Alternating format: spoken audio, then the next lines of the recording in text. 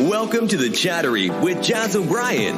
Jazz will take you on a journey through a wide variety of topics. Be ready to enjoy her passion for insight and knowledge. Please welcome your host, Jazz O'Brien. The podcast is starting in 3, 2, 1. Hi, I'm Jazz O'Brien, your host, and welcome to The Chattery, the definitive compendium of conversation, insight and intrigue since 2022. The show that has a list of topics more diverse than my career aspirations, and to coin the phrase, is genre fluid. Everything about everything, or at least that's the aim anyway. As always, if you'd like to reach out and join in the conversation, then please email me on jazz@thechattery.com or drop me a WhatsApp message or voice note on 07506 704 705. Of course, if you're calling from outside the UK, you'll need to put in the country code for the UK, which is +44. Alternatively, head over to thechattery.com and you can get all the contact details on the Chattery website. If you'd like to subscribe to the Chattery and help keep us ad-free, then please head on over to patreon.com/The Chattery and never miss a single thing. Membership benefits include everything from birthday shout-outs to monthly newsletters, the ability to input into the show and more. So if you like what you hear, head on over to patreon.com/The Chattery or follow the link on the chattery.com website. I'm so excited about this one because it's a topic I've been interested in since the 90s, when I remember news reporters' frenzied coverage of the topic. I'll tell you straight off the bat, this one is what I would describe as a whodunit.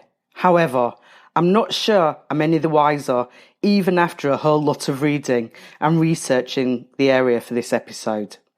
A lot of people think they know who did it, but actually, the more you dig, the more you find. And what was a hot mess of discussion and debate has now turned into a trickle of difficult to come across information that can only be found on fringe or conspiracy type websites. Which is a shame. This topic is undersolved. When I say undersolved, I mean that it's kind of been brushed under the carpet since about 1991, based on what I would say are facts and claims made in the early 90s that, given how far science, technology and knowledge of the world generally has progressed since then, deserves a second look at. There is then the real possibility that, given what we've just said, we probably now have the tools to shed some light on this area and get further forward in our understanding of the mysterious phenomenon we're about to discuss. Yet, no one wants to touch this area with even the proverbial barge pole, it seems. So what's the topic then? Well, 2 words, and here they come. But let me just say, before I say them, don't be put off by the 2 words I'm about to utter, which are crop circles. Whilst I was prepping for this episode, I asked a friend of mine, Laura, who's also a child of the 80s and 90s, what she knew about crop circles. I was interested in her perception. She basically said what I expected her to say. To me, crop circles are something from my childhood and were all over the news. Panic ensued. Were the aliens coming? Who was creating all these mysterious symbols and designs in fields? I lived in Norfolk at the time, and I believe we had quite a few near us. And then there was a huge anticlimax because the person who'd been creating most of them had admitted to it. So that was probably the last time I thought of crop circles. So we're probably going back to the 90s, I would say. But yeah, that's what crop circles brings to mind. Media hype and a big anticlimax. Well, Laura, you bang on when you mention the 90s and media hype, but let me tell you, there's so much more to this whole situation. This is a tale full of outrageous and hilarious pranks conceived in the pub over a pint, as only, I'm proud to say, the British do so well. BBC coverage, as well as worldwide media attention, tales of the devil maying a field, the Ministry of Defence, the royal family, and everything in between. It's also a tale of friendship and betrayal. So come with me down this amazing and wonderful rabbit hole and be prepared to find out about the world of Croppies, Cerealologists and mathematical as well as geometric equations. So tricky, some of the world's most eminent scientists have been called in to crack them. So on my count, let's jump in and find out exactly what's going on here. Here we go then. 1, 2, 3 and jump. Okay, so thanks for coming down this rabbit hole and journey, guys. Let's get straight down to business then and kick off with our first question, which is crop circles. What are they? And a brief run through of their history before moving on to our second point, which is looking at theories behind who or what created them so that you can decide for yourself what you think the most likely explanation is. And if any of the theories we will highlight do it for you. So here we go then. Number 1, what are crop circles and a brief history? Well, picture this. You're a farmer. Your crops, and usually we're talking about wheat or barley crops here, are coming along nicely. It's spring or summer and you go to bed. When you get up and survey your crops, you notice a huge geometric pattern which can vary in size from several to hundreds of feet in diameter that has basically been imprinted in one of your fields. The stalks of the plants have been bent rather than snapped, which is an important detail, and there are no footprints leading in or out of the field. How in the name of whatever you like did it get there, and who did it? This is what we mean by crop circles. Crop circles are restricted to the growing seasons in the many countries around the world in which they formed. So between spring and summer then. The official scientific position, however, is that all crop circles are human-made, and that's whether they are hoaxes or explicitly created as works of art or ads or anything else. Like other paranormal research fields, and as you would expect, there's a great deal of controversy, skepticism, and sometimes ridicule directed towards anyone who entertains the notion that some crop circles are not made by humans. Be aware, however, that some of those designs of crop circles can be incredibly intricate, so most of the time the word circle is misleading, but more about that later on. You also may be interested to note that there are approximately 10,000 different formations that have been recorded and discovered in about 60 countries around the world. Between the 1970s and early 2000s, there was a marked increase in the numbers of crop circles, especially in southern England. Since the 2000s, their formations were reported, which is rare these days, have increased in size, complexity, and for many enthusiasts, known as Croppies, beauty. The vast majority, in fact, it's invariably estimated that between 80 and 90% of all crop circles reported worldwide since the 70s have occurred in the southwestern part of England, especially in or around the county of Wiltshire, which is of course, and perhaps unsurprisingly, yet tantalisingly, precisely where Stonehenge is located. So in other words, Wiltshire is where it all happens.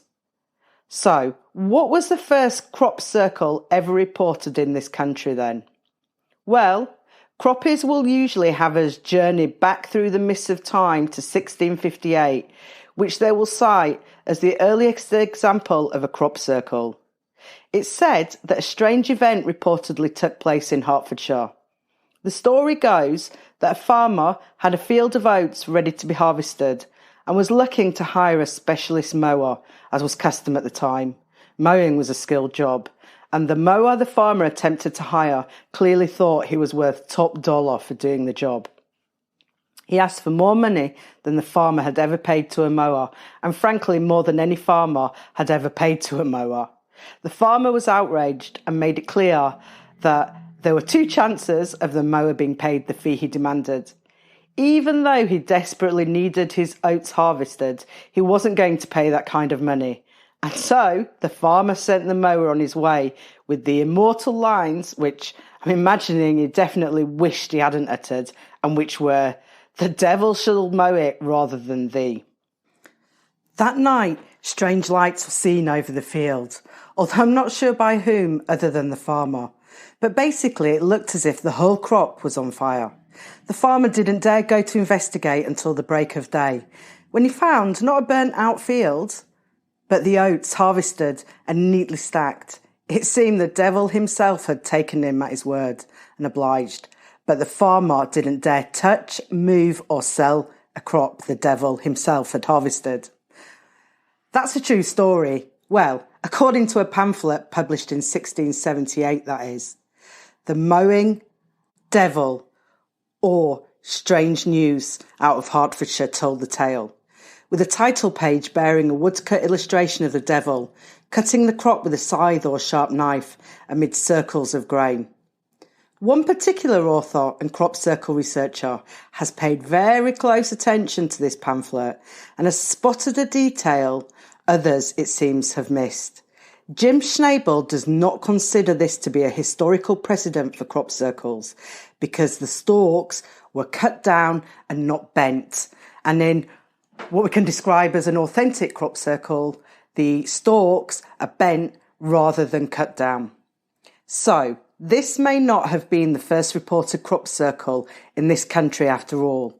Maybe it's just a cautionary tale, which kind of fits with medieval belief at that time of the dangers of calling on the devil.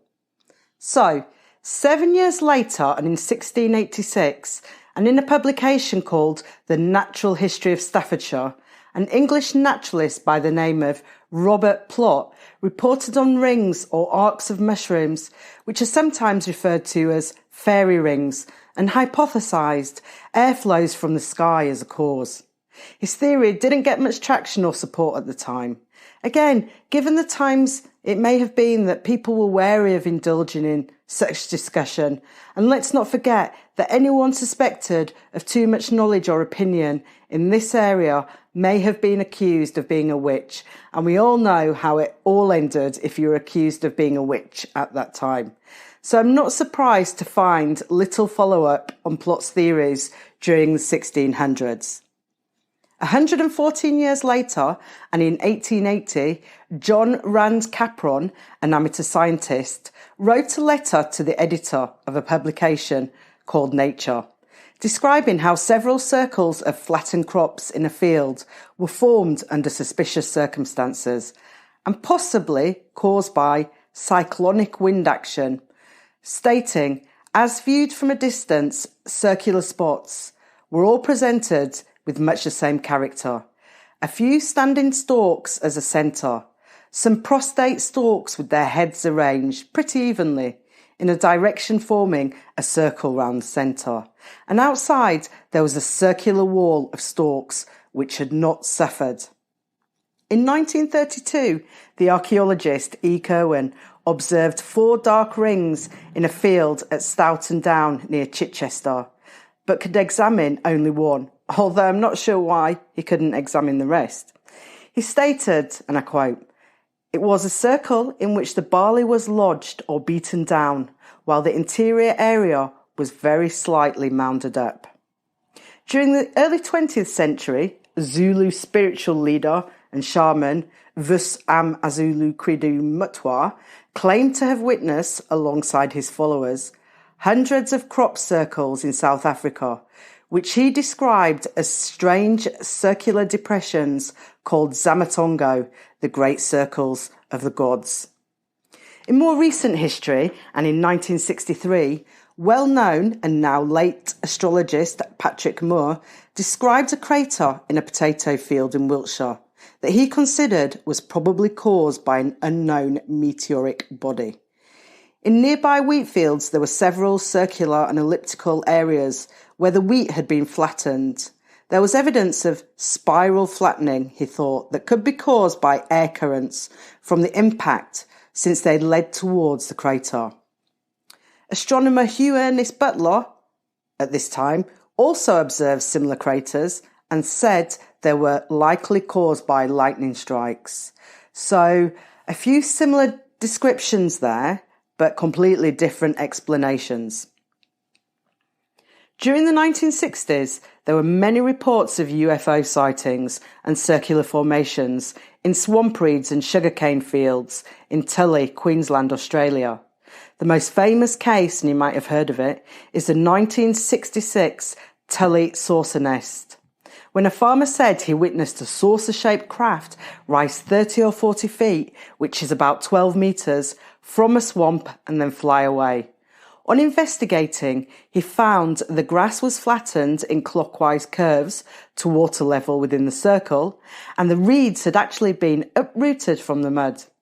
The local police department, the Royal Australian Air Force, and the University of Queensland, who all investigated, which kind of shows you how seriously the authorities took this, because they all investigated. Well, the authorities concluded that it was most probably caused by natural causes like a downdraft or a dust devil or a waterspout.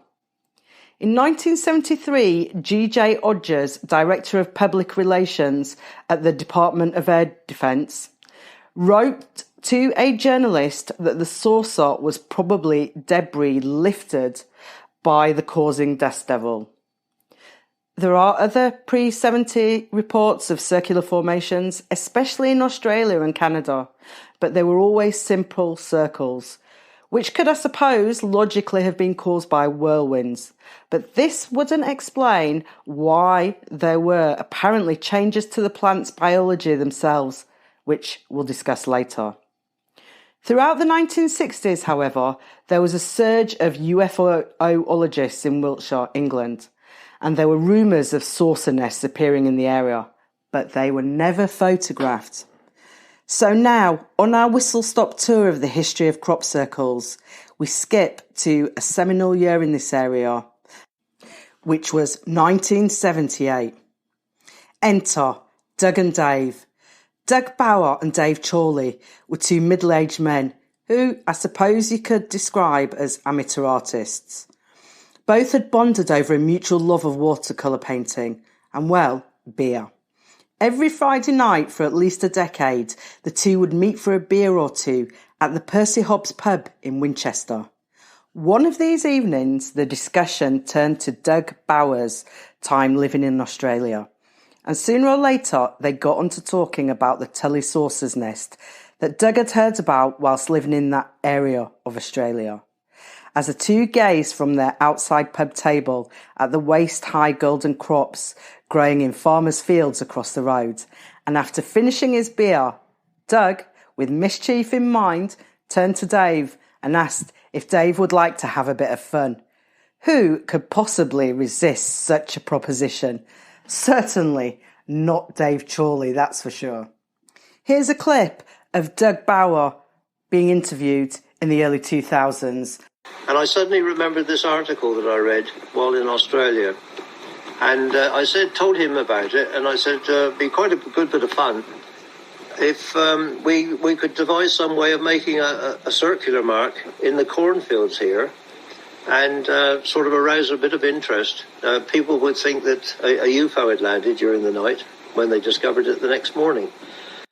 A few nights later, the two found a quiet farmer's field and created a huge circle using a 5-foot iron bar. This turned out to be so much fun that between 1978 and 1980, and during the summer months, the two claimed they would go out every Friday night, down a few beers, and then go and create a crop circle on some unsuspecting farmer's land. Since there had been a number of UFO sightings in nearby Warminster in Wiltshire, the two decided to base their field art there. The frustrating thing was, though, that no one seemed to notice or care. Doug and Dave were very disappointed, considering the hard work and time it took to create even a basic circle. Dave Chorley wanted to call it a day. Years later, and reminiscing about their unsuccessful 2 years, Bower commented, "For people to really take note of our circles, we needed a site with a viewpoint so people could sit and have picnics and look down in wonder at our work." So, with this in mind, and during the summer of 1981, the two decided to up the ante and claim to have made an 80-foot circle in a field at Cheesefoot Head, which immediately garnered the attention of the media. And within 24 short hours of that circle being made, all hell broke loose as a result of their iconic 5-circle formation. The media reported the creation as having been caused by flying saucers. David later stated, "We laughed so much we had to stop the car because Doug was in stitches, so much he couldn't drive." Almost immediately, self-proclaimed experts stepped forward, claiming to have valuable insight into the origin of the circle. In fact, a whole industry was spawned there and then. The more attention fell on the crop circles, the more that Doug and Dave say they produced them. They were watching all coverage on a daily basis relating to the circles. So when the meteorologist explained the formations being made by winds that created a swirling vortex, which explained why the wheat and crops swirled anti-clockwise, Doug and Dave started creating circles where the wheat was swirled in a clockwise direction. When the meteorologist gave an alternative explanation for the clockwise patterns, the two pranksters switched to doing straight lines. Doug and Dave were delighted to notice that they were inspiring copycats, which in turn was focusing more interest in the area owing to the diverse designs from different pranksters. Doug and Dave couldn't get over the amount and intensity of the attention being focused on Wiltshire and surrounding areas, and they watched and laughed as experts started to emerge, and then the craziness really took off. 3 experts in crop circles in particular came to prominence: Pat Delgado, Andrew Collins and Michael Glickman. All 3 were professionals, a scientist, an architect and an engineer, who threw in their day jobs to study crop circles full time. They were among the experts in this area who became known as Cerealologists. Collins and Delgado actually wrote a best-selling book together, which caused some resentment from Michael Glickman, who consequently didn't get as much airtime as the best-selling duo. Tourists were bussed in from all over the world to come and visit the circles. Americans paid up to £2,000 for a week's immersive experience sat in a crop circle. Hats, t-shirts, posters, tea towels, duvet covers, jewellery and mugs bearing pictures of the crop circles were sold. Psychics, dowsing rod experts and other supernatural know-it-alls offered private tours of the crops, all for a fee of course. And some even appeared on TV and radio shows, claiming to be able to call on ancient spirits and the ancestors of humanity in order to decipher the meaning of sacred geometry said to be represented by the shapes and symbols within the circles. Aeroplanes could be chartered to give an aerial view over the fields containing the crop circles. Of course, some of the farmers were annoyed as hundreds of uninvited croppies traipsed up and down their land and were impossible to police, and sometimes caused hundreds of thousands of pounds worth of damage to crops. Undoubtedly, some farmers would try to keep it quiet. I mean, if they woke up to an enormous crop circle on their fields, they would try to mow the circle away immediately and before anyone noticed. However, it was rarely possible to disguise a circle, of course, because of the planes always flying overhead, as well as the intense media interest. More savvy farmers decided to recoup their costs and more by charging crowds an entrance fee, which seems sensible. Some of the farmers thought having a crop circle on their land meant that they were one of the chosen or special ones, and were thrilled that whatever force was at work had selected them and their land to plant a crop circle on. As the design of the crop circles got more complex, so did the theories from the experts as to how and who was creating them. Many people claimed to have seen lights in the sky over fields where the crop circles appeared the next day. Over the years, the circles became even more intricate, growing into large patterns of geometric forms, hundreds of feet across. Some people who studied crop circles were convinced that their intricacy and the fact that the plants seemed to be bent but not broken ruled out a human creator, which meant that they were being produced either by some unknown natural phenomenon or by extraterrestrials. Religious Christians put down the phenomena to God or the angels. Others put it down to Mother Earth herself or ancient fairies, alternate dimensions or time travellers. Books and articles galore on the circles were written and published. Tickets to lectures, workshops and symposiums all around the world were sold. Every year, more and more obvious hoaxes appeared, and every year the hoaxers got more and more sophisticated. Most of the self-proclaimed experts believed they could identify fake circles, which becomes important in a minute. However, as we all know, what goes up must come down, and this industry was about to be seriously shaken. 1990 proved to be the beginning of the end for the public's enthusiastic devouring of anything crop circle related. Colin Andrews and Pat Delgado headed Operation Blackbird, which was jointly financed by the BBC and a Japanese TV channel called Nippon. The aim was a surveillance programme to try and capture crop circles being made. Fancy cameras and all of the surveillance equipment was set up on land owned by the Ministry of Defence, which overlooked fields in Warminster, where apparently more crop circles than anywhere on Earth had been appearing on a regular basis. The surveillance was broadcast to millions on TV over a period of a week or so. At approximately 3 a.m. one morning, a bright flash of light was observed, along with orange orbs which were filmed hovering over the field. As the sun came up, a collective gasp was heard amongst the Croppies, sceptics, crew and military present, and who had gathered at the site, because what could be seen was a very elaborate circle. Andrews and Delgado breathlessly exclaimed it was the real deal. However, on closer inspection, and once in the circle, children's toys and man-made crucifixes had been displayed within the design of the circle, meaning it was clearly man-made. The disappointment of the eager crowd was tangible, whilst Delgado and Andrews hurriedly claimed it was a military cover-up.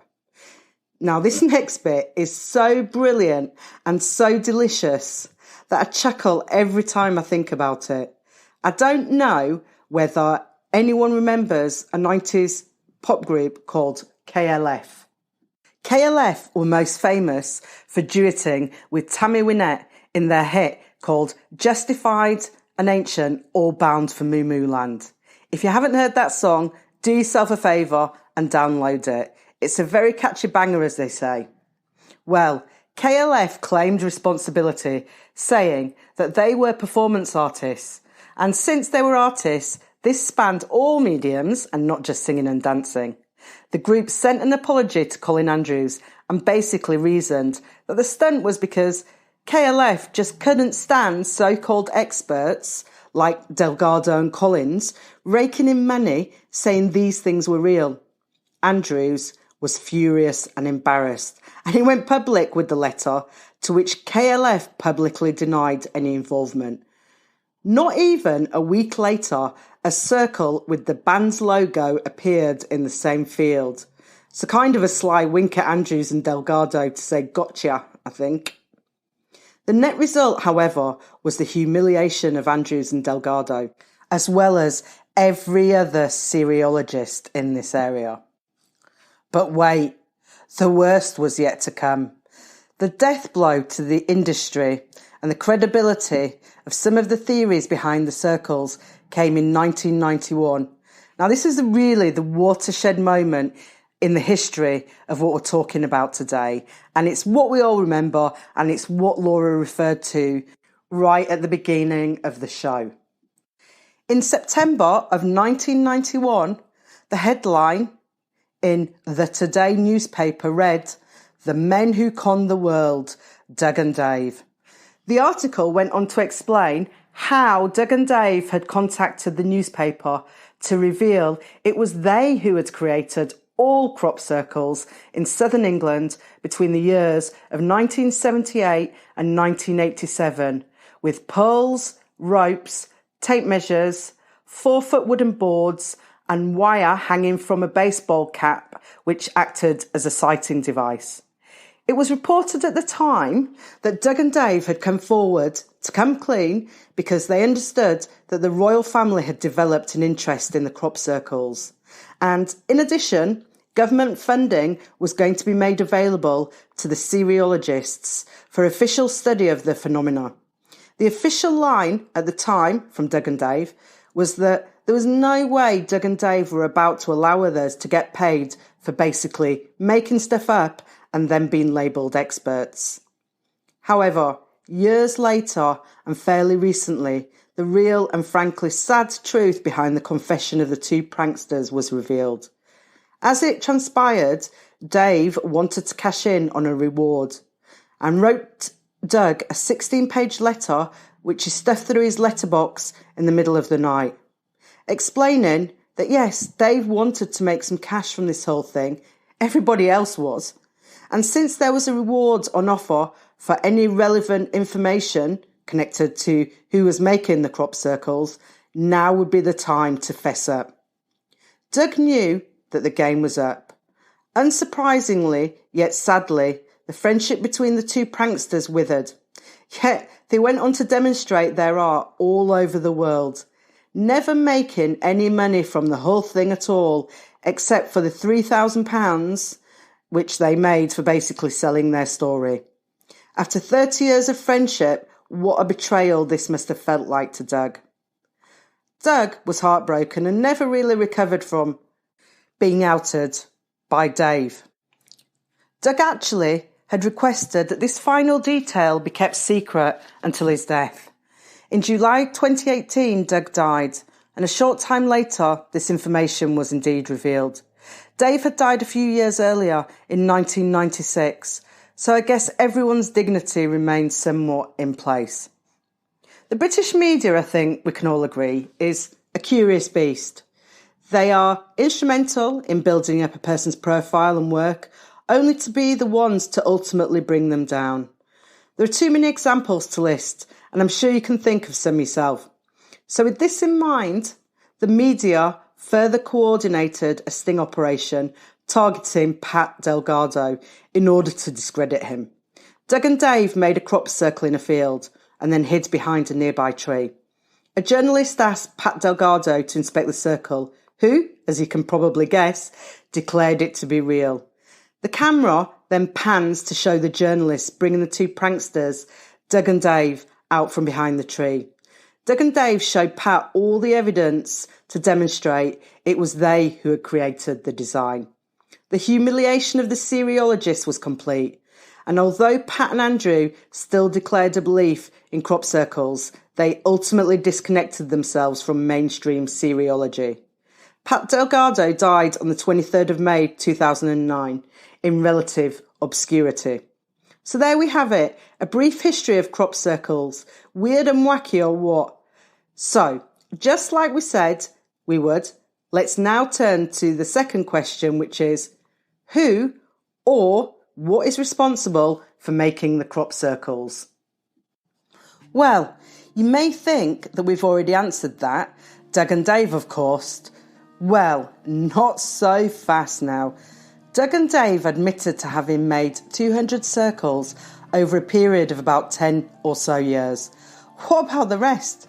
Researchers pointed out that even if their claim of making 200 crop circles in England since 1978 were true, it still left approximately 1,750 formations in England unaccounted for, as well as all the formations prior to 1978.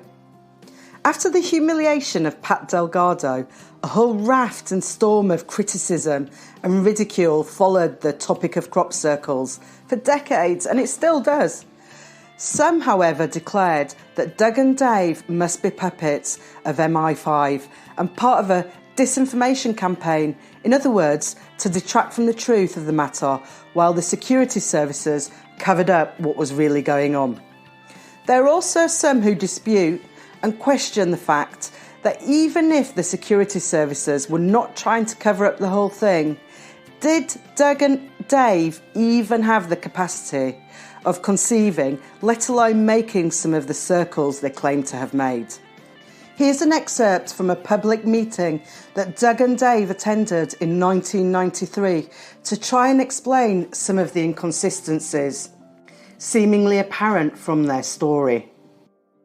You could have quite easily have seen the circles just like everybody else. Say you went up there on one of your jaunts to do painting or whatever, and you saw it, so you took a photograph. Doesn't prove you made it. No, that's true. No, it doesn't prove you made it. I don't know how many people have tried to bend a piece of wood at the node. How did you manage to bend the stalks? I went into that circle. I spent 6 hours on my hands and knees looking for imprints. There was absolutely not one single footprint. No mention is made of any of the curious luminosities or the strange effects on cameras, on batteries and so on, which have been very widely reported. To dismiss everything that farmers have said about circles having appeared before. In 1991, and the same week that the prank was revealed, Lawrence McGinty, science editor for ITV News, said the following. Well, it may be that the hoax is not that they made the corn circles, but in fact they didn't make the corn circles. We just don't know at this stage whether they can make circles in the way they say or not. One thing, though, is sure, that some of the circles, I think they'd find it very difficult to explain how they did make them. As we said earlier, some of the circles made have been incredibly intricate, consisting of mathematical equations and complicated binary codes. Furthermore, there have been and continue to be a significant number of very large and elaborate crop circles whose precise origin is unknown, either because no one has claimed responsibility and demonstrated how they were made, or because no one's been caught in the act of making them. To examine the likelihood of humans creating crop circles, many recreations have been attempted over the years. Perhaps one of the most notable came in July 2009. The National Geographic TV channel documented 4 experienced crop circle makers taking 4 hours to create a circle of about 180 feet during a rainy night in England. Contrast that with the fact that the renowned galaxy formation discovered in 2011 after a rainy night on Milk Hill, Wiltshire, was 16 times larger and included 4.5 times the number of circles.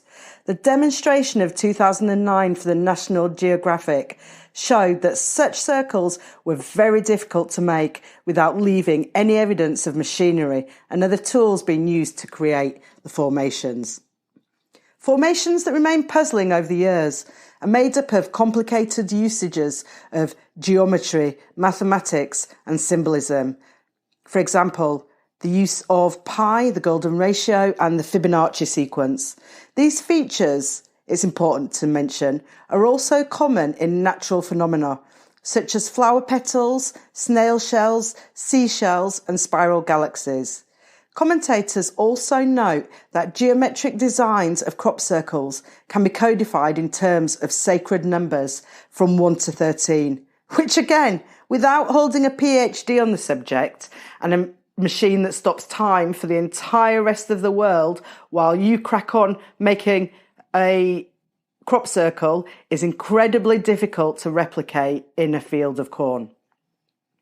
Gerard Hawkins, who is an astronomer at Boston University in the USA, examined crop circles formed between 1978 and 1988. Even within the relatively simplistic circles at that time, Hawkins found an artistic language contained within the crop circles. It's way beyond my ability to explain in any detail, but essentially he reported that the mathematical equations used to calculate the size and geometry of the circles he studied had a connection to various musical notes and diatonic ratios, which basically, and in plain English, meant that they correlated to various white keys on a piano. Therefore, in short, the crop formations possessed a fundamental geographic harmony analogous to musical chords. There are various scientists who have translated the chords contained in various crop circles, and probably the leading translator was Paul Vigay, who was, prior to his untimely and mysterious death a few years ago, a renowned crop circle and UFO researcher, as well as being a talented computer consultant.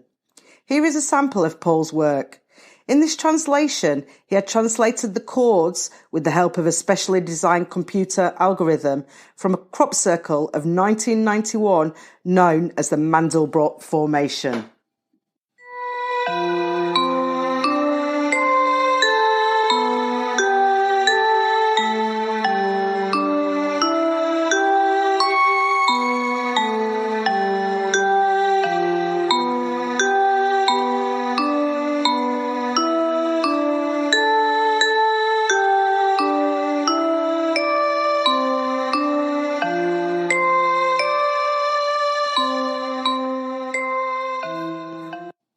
So, in 1996, the same year that Dave Chorley died, a formation consisting of 194 circles spanning 115 metres was discovered on Windmill Hill in Wiltshire. The pattern was developed from an equation dating from 1918, consisting of circles that defined 3 intertwined fractals, which is some sort of geometric curve, and is apparently mathematically complex, and it sounds it. In the 1980s and 90s, even the most powerful computer would have apparently struggled to generate this triple Julia diagram on screen, let alone be made by human hand, and even more hard to believe during the early hours of the morning, in a few short hours and under the cover of darkness. Perhaps the circle I find most mind-bending is the formation known as the Arecibo Formation. 48 years ago, and in 1974, scientists sent the most powerful signal humanity has ever sent into deep space. In fact, the signal was aimed at a galaxy cluster 25,000 light years away. The Arecibo message was an attempt to contact alien races across the galaxy in an interstellar message containing basic information about humanity and life on Earth.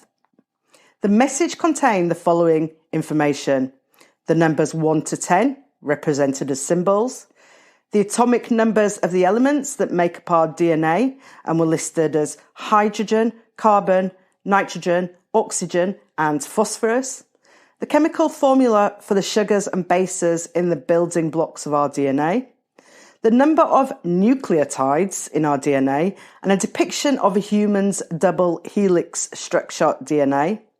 Next came the graphic figure of a human with the dimensions of the average man and statistics on the human population of Earth at that time. A map of the solar system indicating the planet Earth, where the message came from, and the Arecibo telescope that was used to send the message and its dimensions. All of the symbols referred to above then use various coded colours throughout the message to provide further statistics and information. Then, on Tuesday the 21st of August 2000, 27 years after it was sent, a crop circle appeared in a field in Hampshire next to the Chilboton Radio Telescope, home to the Search for Extraterrestrial Intelligence Institute, otherwise known as SETI, in Hampshire, England. The crop circle design featured 2 images. The first, estimated to be about 100 by 150 feet, was based on a comparison with the 25-metre Chilboton satellite dish, was a pixelated half-tone representation of a humanoid face. The second image, estimated to be about 80 by 220 feet, resembled the original Arecibo message, though changed in a number of key elements, and this is fascinating. This crop circle, if you can call it that, was said by UFOologists to be a reply sent to Earth by an alien species. The crop formation looked very similar to the Arecibo message, but with several variations. Below the dot pattern for our numbering system, the crop formation had an additional pattern that indicated the atomic number of silicon in addition to the hydrogen, carbon, nitrogen, oxygen and phosphorus were listed. This indicated that whoever or whatever was responding seemed to be saying that they or it was made from an extra ingredient that humans do not have. Instead of a double helix symbol of DNA, the crop formation depicted 3 sets of diagonal lines, and so indicated an extra strand of DNA. Instead of a depiction of a human being, as represented in the Arecibo message, the crop pattern had a different depiction of a humanoid form. This new image showed a body with 2 arms and legs, like a human, but the head was much larger. The height of the crop formation's body was indicated as being slightly taller than half the height of a human.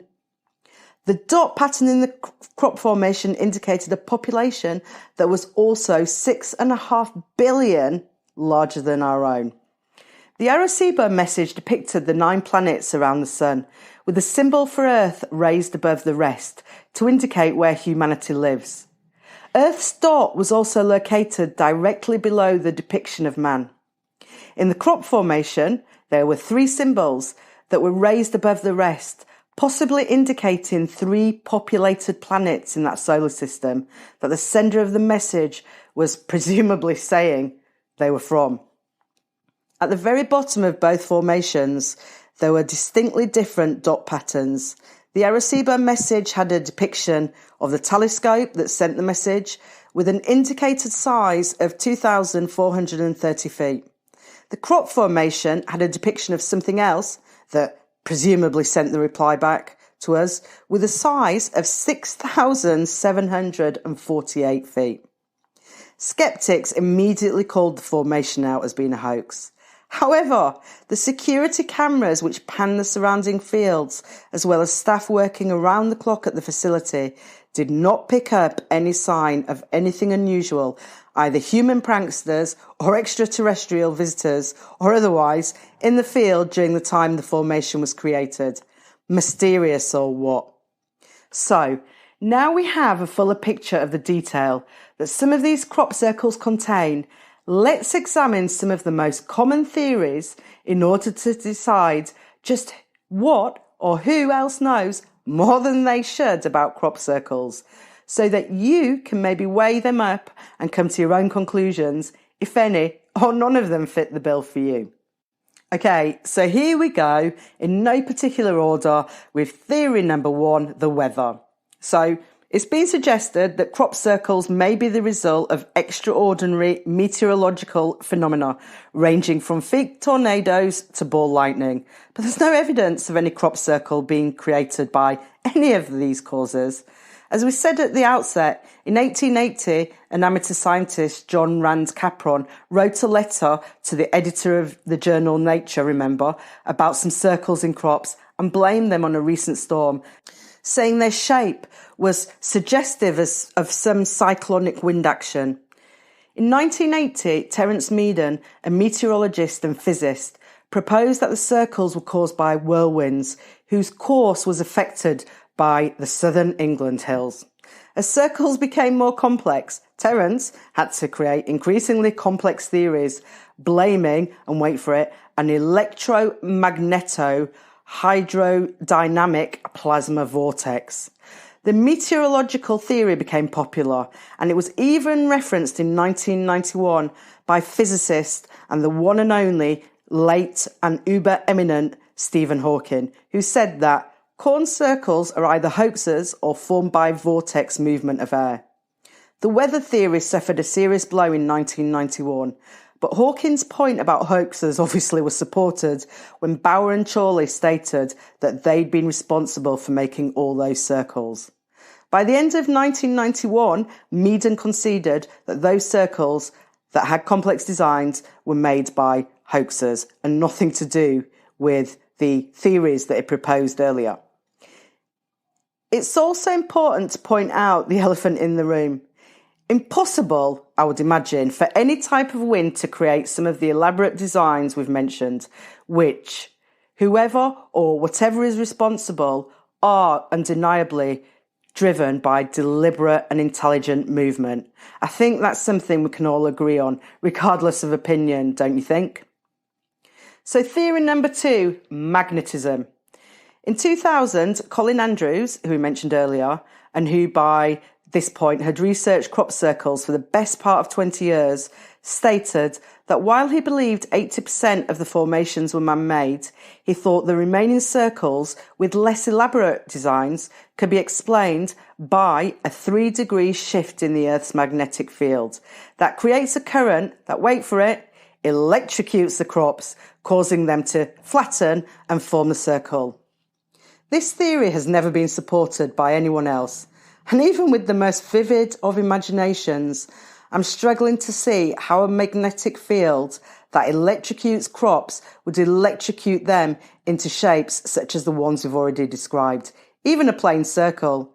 Surely if this theory were true, we'd be talking about straight lines or random shapes rather than perfect circles and replies to messages sent out by humanity into deep space. So let's move swiftly on to theory number 3, which is animal activity. In 2009, the Attorney General for the island state of Tasmania stated that Australian wallabies had been found creating crop circles in fields of opium poppies, which are grown on Tasmania legally for medicinal use. So after consuming some of the poppies, the Attorney General said that the wallabies had essentially run in circles and caused, therefore, this crop circle phenomenon. I mean, apart from poor wallabies, I don't quite know what to say about this. It's difficult to find any form of support for this theory. Yes, I can see how the wallabies could create circles if under the influence of opiates, but I think we can dismiss this theory along the same lines as the other theories we've so far discussed. The intelligence needed to design some of the more intricate circles would seem to discount any type of earthbound animal creating the formations. So onwards and upwards to our next theory, which is theory number 4, folklore. Researchers of crop circles have linked modern crop circles to old folkloric tales to support the claim that they're not artificially produced. In the 1948 German story Die 12 Schwan, meaning the 12 swans, a farmer every morning apparently found a circular ring of flattened grain on his field. After several attempts, his son saw 12 princesses disguised as swans, who took off their disguises and danced in the field. Crop rings, produced by fungi, may have inspired such tales, since folklore holds these rings are created by dancing wolves or fairies. I've got no real response to this theory, except to say I'm pretty confident that it's not fairies or dancing wolves creating the formations. I have no evidence it's not them, but on the balance of probabilities, I think we're safe to rule this one out. So, our final and most discussed theory amongst Croppies, cerealologists, skeptics and Joe Public alike is theory number 5, UFOs and the paranormal. Some paranormal theory supporters think that crop circles are caused by ball lightning and that the patterns are so complex that they have to be controlled by some entity. Some proposed entities are Gaia, meaning the Earth itself, asking us to stop global warming and human pollution, God, the collective minds of humanity through a proposed quantum field, or extraterrestrial beings. Given the frequency of crop circles in Wiltshire, numerous researchers have also suggested a link between the crop circle phenomenon and the surrounding ancient sacred landscape, dotted with stone circles, long barrows, earthworks, hill forts and earth energies or ley lines. More elaborate paranormal explanations refer to the role of unconscious forms of telepathy, spirits of the dead, time travellers and parallel universes. No credible evidence of extraterrestrial or supernatural origin has ever been presented, except for the many supposed sightings of lights over fields where a few hours later crops appear.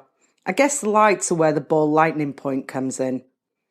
Dr. Horace Drew, a scientist who holds a PhD in chemistry from the California Institute of Technology and has worked for the Commonwealth Scientific and Industrial Research Organisation as a molecular biologist, has been researching crop circles and aliens for over 30 years. Dr. Drew has developed at least 2 theories as to the purpose of the circles by reading their advanced version of binary codes. He stated, "One theory is that aliens are trying to introduce themselves to us peacefully, like we do using bubbles with dolphins."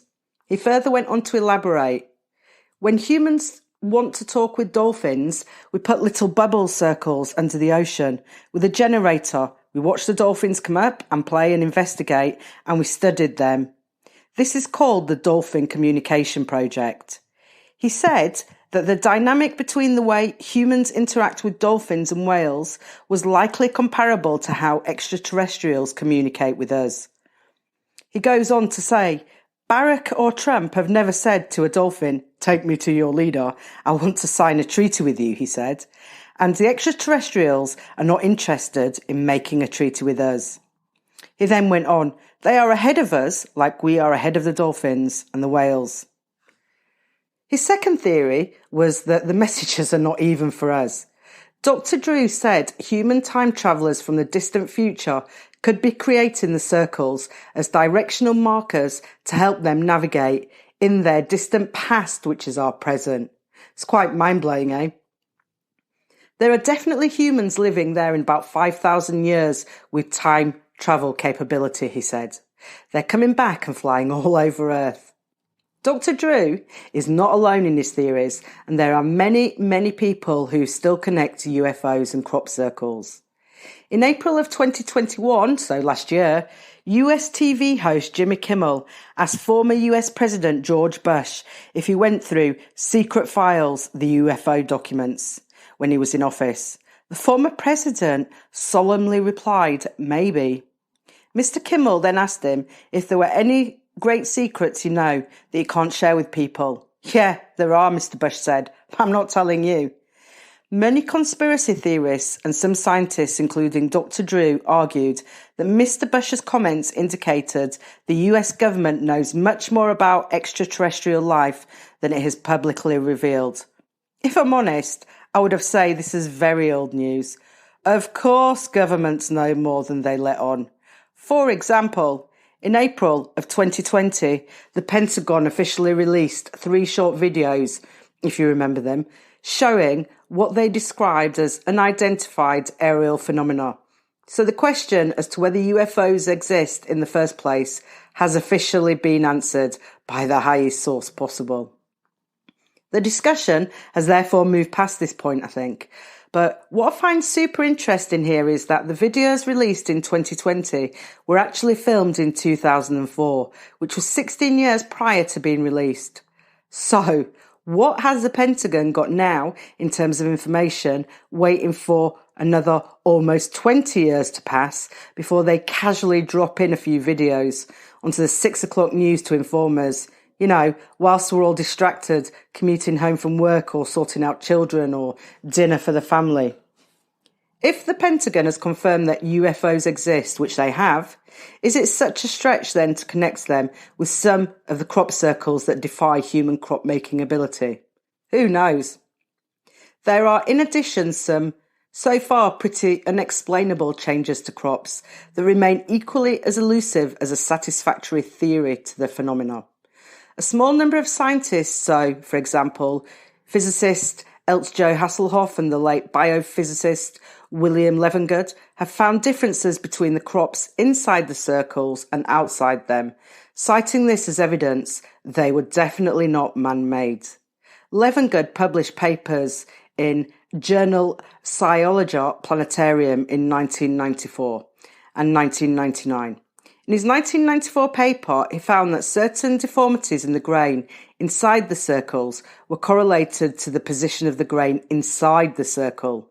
In 1996, skeptic Joe Nickell objected that correlation is not causation, and he raised several objections to Levengood's methods and assumptions and said, basically, until his work is independently replicated by qualified scientists doing double-blind studies and otherwise, then it remains pure speculation rather than hardcore evidence, which is fair enough.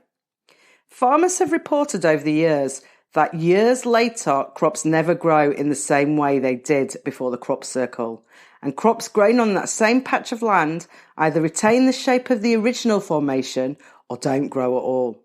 Numerous landowners have reported that when the crop does grow, it grows twice as fast, at least, than the surrounding crop, and sometimes it's a different colour entirely.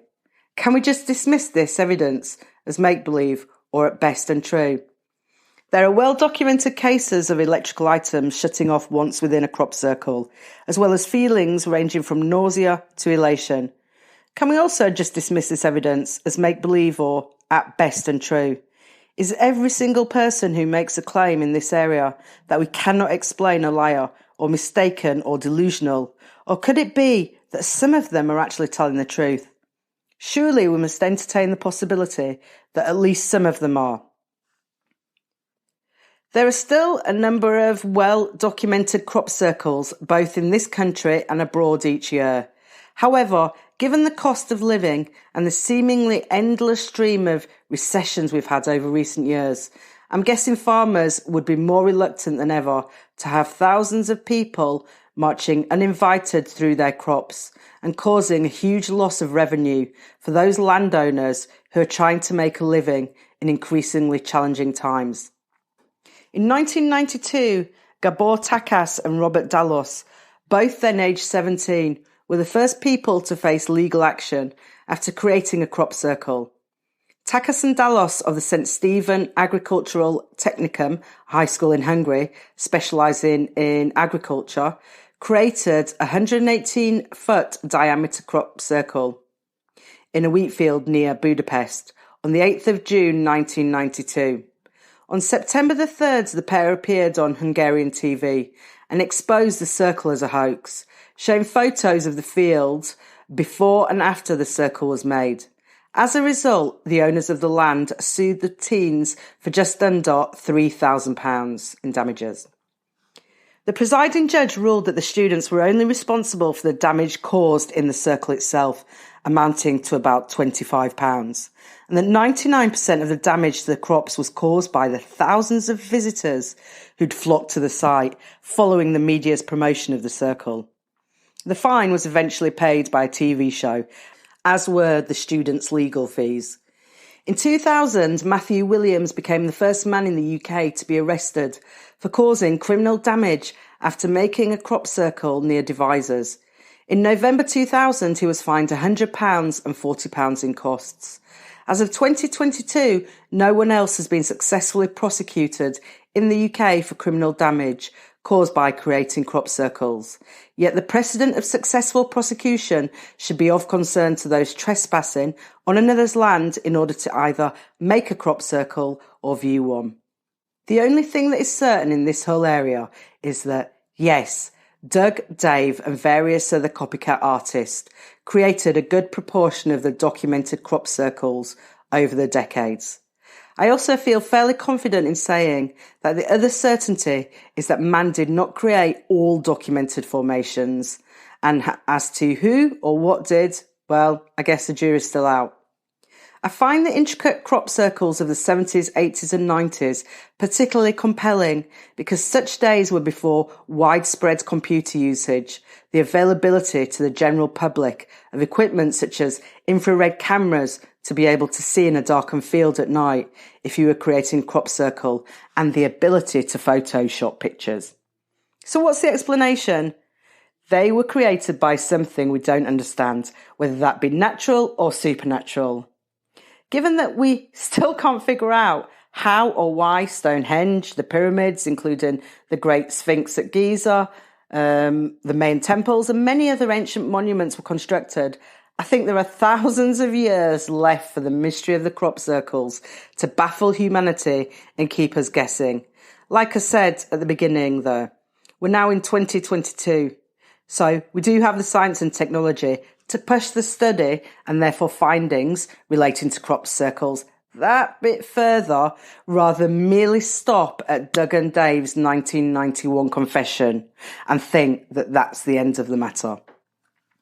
I think that we have to salute Doug Bowers in particular, who seemed to be the brains behind the operation that came to light in 1991, and sympathise at the sense of betrayal he must have felt when, as some say, Dave sold them both out.